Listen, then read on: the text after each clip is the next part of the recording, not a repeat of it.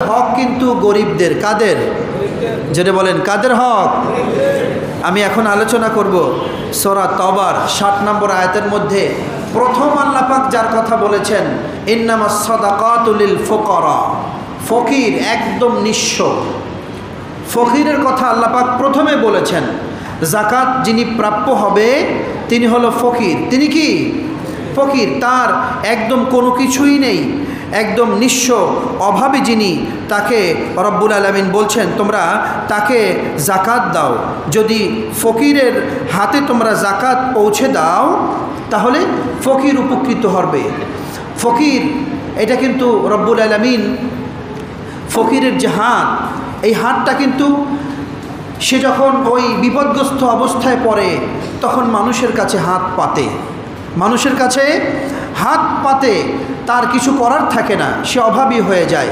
কিন্তু এই ফকিরি জীবন থেকে আল্লাহর নবীজি মানুষদেরকে পানা চাওয়ার দোয়া শিক্ষা দিয়েছে। সুবহানাল্লাহ বলেন।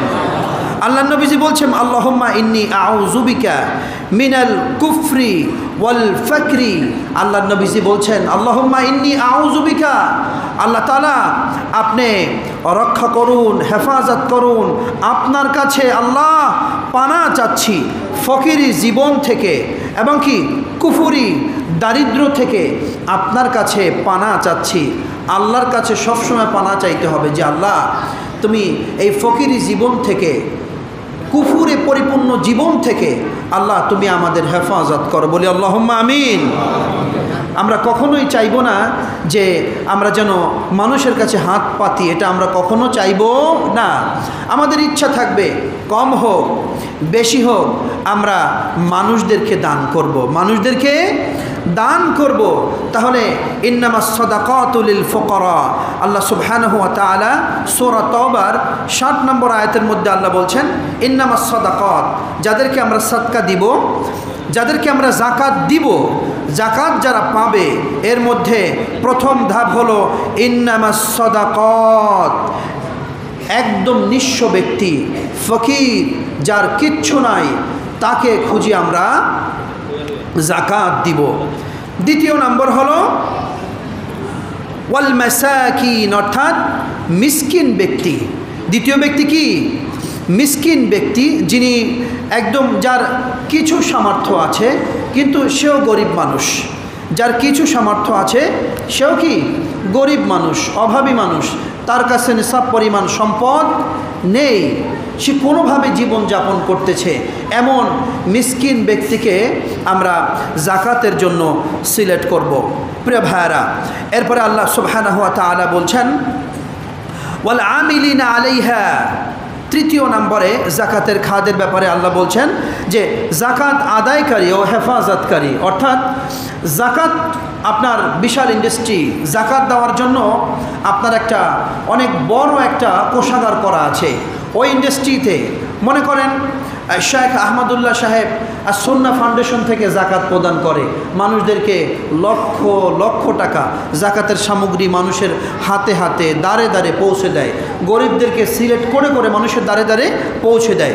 ওই কোনো যাকাত বিতরণ করা হয় এমন কোনো কোষাগারে যদি কোনো ব্যক্তি কাজ করে, আমেল, কর্মচারী, ওই ব্যক্তিও যাকাতের টাকা খেতে পারবে। নবীজি বললেন যাকাতের কোষাগারে কাজ করে, ওই ফান্ডে চাকরিরত আছে, ওই ব্যক্তিকে তোমরা যাকাতের অর্থ দিয়ে তোমরা সহযোগিতা করতে পারবে, যাকাতের অর্থ ওই ব্যক্তির জন্য হালাল হবে। সুবহানাল্লাহ বলেন।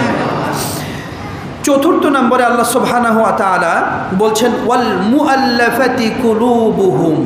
ওয়াল মুআল্লাফা, মুআল্লাফা বলতে বোঝানো হয়েছে কুলুবুহুম, অর্থাৎ একজন অমুসলিম, মুসলমান না, একজন অমুসলিম অথবা একজন নমুসলিম নতুন মুসলমান হয়েছে। নতুন মুসলমান হওয়ার পরে অনেক সময় আমরা দেখি না যে চাঁদা কালেকশন করে মসজিদে, বলে যে ভাই আমি নতুন মুসলমান, আমাকে একটু সহযোগিতা করুন, করে কি না ভাই? করে না অনেক সময়? ঠিক আপনি ওই জায়গাটা আপনি সিলেক্ট করবেন যে নতুন মুসলমান হয়েছে, ওকে আমি সাধারণ কোনো দান না, আমার যেহেতু যাকাত হয়, যাকাতের একটা মোটা অঙ্ক আমি আমার ভাইকে দেই। ওয়াল মুআল্লাফাতি কুলুবুহুম, যেহেতু সে নও মুসলিম, অন্য ধর্ম থেকে আমাদের এখানে আসছে, তার কোনো অর্থ নেই, জায়গা নেই, থাকার জায়গা নেই, খাবারের ব্যবস্থা নেই, বিবস্ত্র ভালো পোশাক নেই, তার ঘরে বিবি আছে, ছোট ছোট সন্তানরা আছে, তারা ক্ষুধার্ত অবস্থায় বিবস্ত্র অবস্থায় আছে, আমরা তাকে জাকাতের একটা বড় একটা অঙ্ক দিয়ে যদি সহযোগিতা করতে পারি। ব্যক্তি ছিল অমুসলিম, যখন মুসলমান হলো, তার কাছে যখন মুসলমানদের মোটা অঙ্কের টাকা যাবে, আর সে যখন মুসলমানিত্বের জীবনটা স্বাচ্ছন্দ্যে কাটাতে পারবে, সে বেজার হবে না খুশি হবে? আওয়াজ দিয়ে বলেন, বেজার হবে না খুশি হবে? আর সে তো মুসলমান, সে এখন যখন কলেমা পড়েছে লা ইলাহা ইল্লাল্লাহু মুহাম্মাদুর রাসূলুল্লাহ, সে কি অন্য ধর্মে আছে, দারুল হারবে আছে নাকি দারুল ইসলামে আসছে? সুবহানাল্লাহ, সে শান্তির দ্বার প্রান্ত চলে আসছে। মুসলিম দেখলেই আমরা যাকাতের অর্থ দিয়ে তাকে সহযোগিতা করব ইনশাআল্লাহ বলি।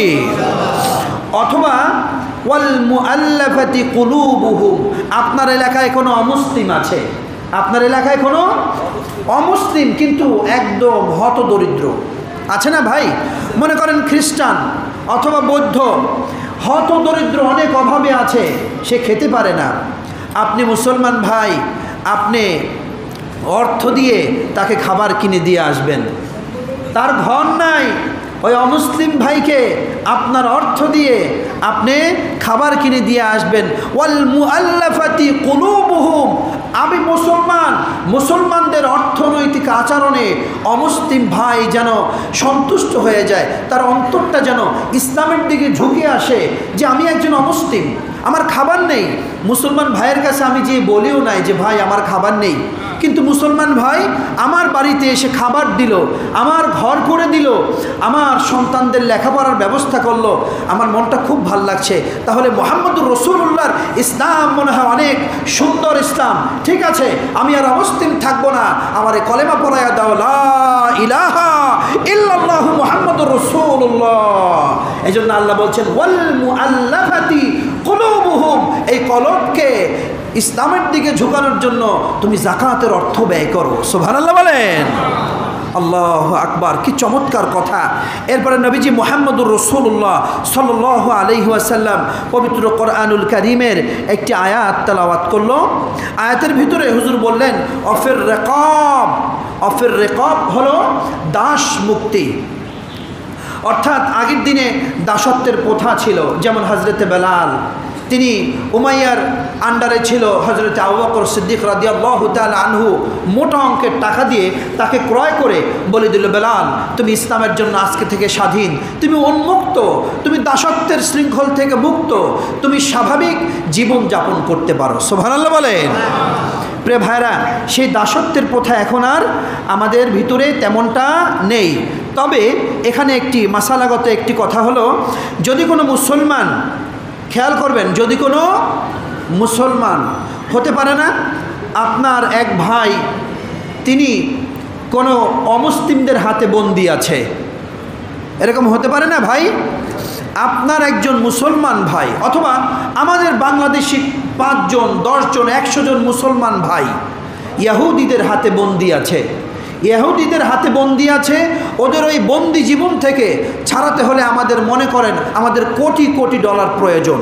এই জন্য আমরা ফান্ড কালেকশন করতেছি যে মুসলমান ভাইরা তোমরা এই ফান্ডে টাকা দাও, এই টাকাটা ইহুদিদের কাছে দিলে পরে আমার মুসলমান ভাইকে অমুসলিমরা ছেড়ে দিবে।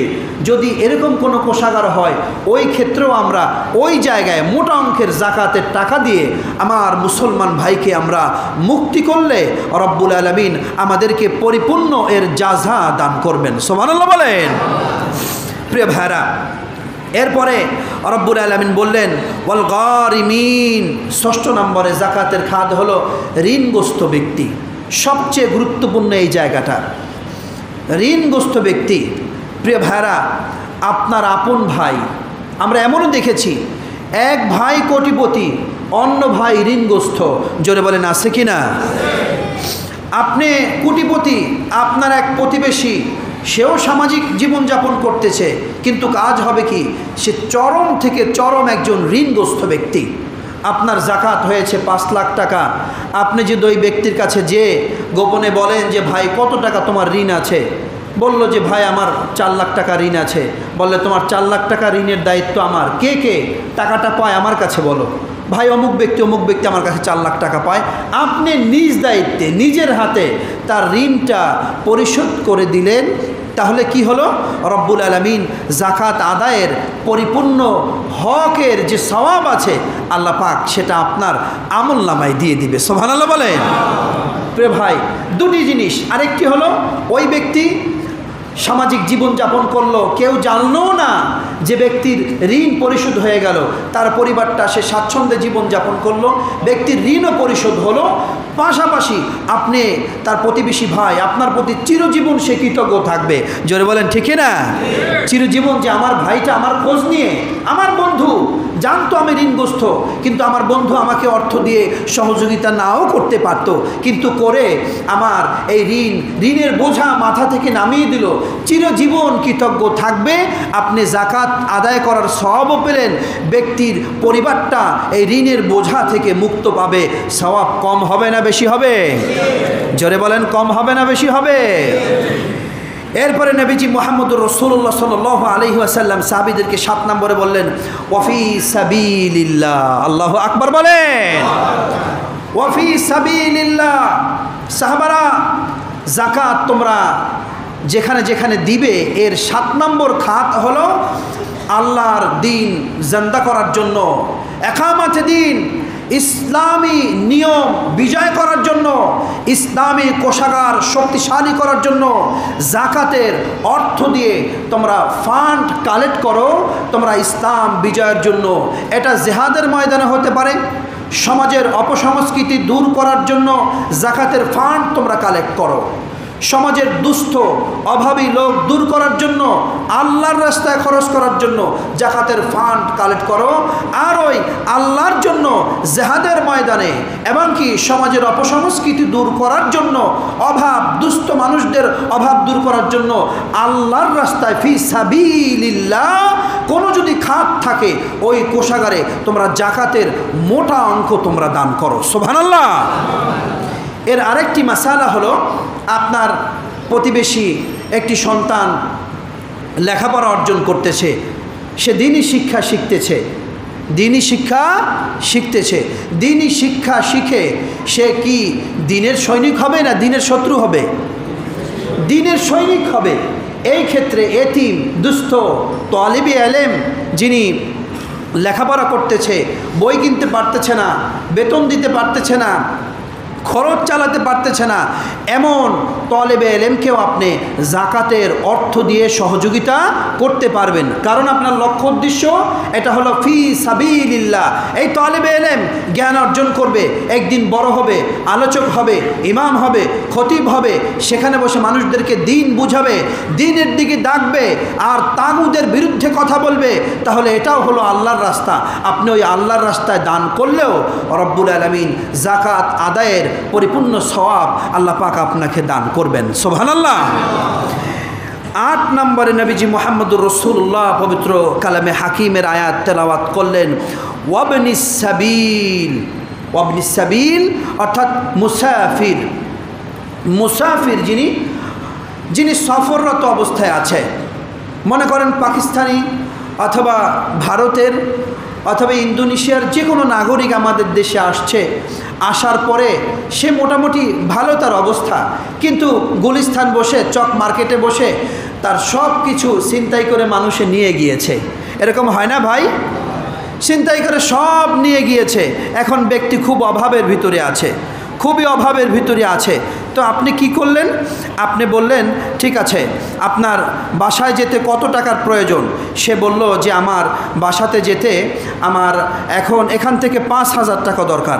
আপনি যাকাতের ফান্ড থেকে, যাকাত থেকে আপনি সেই ব্যক্তিকে যদি অর্থ দান করেন তাহলেও রব্বুল আলামিন আপনার যাকাত আদায়ের পরিপূর্ণ সওয়াব দান করবে। সুবহানাল্লাহ বলি।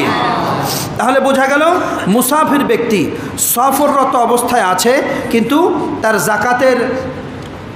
যাতায়াতের ক্ষেত্রে সে এখন নিঃস্ব হয়ে পড়েছে, অভাবী হয়ে পড়েছে, তার যাতায়াতের কোনো অর্থ তার কাছে নেই, ওই ব্যক্তিকে আপনি জাকাতের অর্থ দিয়ে সহযোগিতা করতে পারবেন। যদি আমরা এই 8টি খাদে আমরা জাকাত দেই প্রিয় ভাইরা, রব্বুল আলামিন বলেছেন তাহলে আমাদের এই জাকাত আদায় হবে, এবং কি জাকাত আদায় হলে রব্বুল আলামিন বলছেন জাকাতের বরকতে আল্লাহ পাক আমাদেরকে জান্নাতুল ফেরদাউস দান করবেন। সুবহানাল্লাহ বলেন।